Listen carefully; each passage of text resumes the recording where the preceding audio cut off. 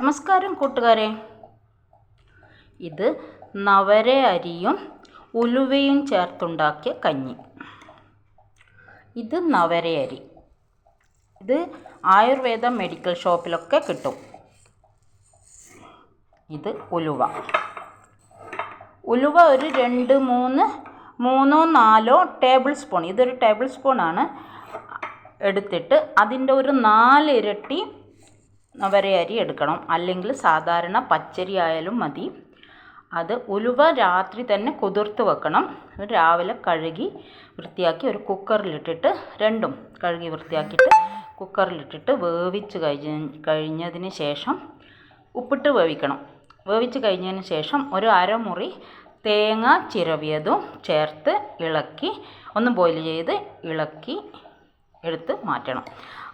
ഷുഗറൊക്കെ ഇല്ലാത്തവർക്കാണെങ്കിൽ കുറച്ച് വെല്ലം ചേർത്ത് കഴിക്കാം. ഒരു നേരത്തെ ഭക്ഷണമായിട്ട് വേണം കഴിക്കാൻ, അല്ലെങ്കിൽ ഇത് ഒരു കൂടുതലായി മാറുമല്ലോ. അതുകൊണ്ട് ബ്രേക്ക്ഫാസ്റ്റിനോ രാത്രിയോ അങ്ങനെ കഴിക്കാം. അതുകൊണ്ട് ഉലുവക്കഞ്ഞി, കർക്കിടക മാസത്തിലെ ഉലുവക്കഞ്ഞിയാണ് ഇത്. നവര അരിയാണെന്ന് മാത്രം. നവര അരിയും ചേർക്കാം, പച്ചരിയും ചേർക്കാം. ഹരി ഓം കൂട്ടുകാരെ, ഹരി ഓം.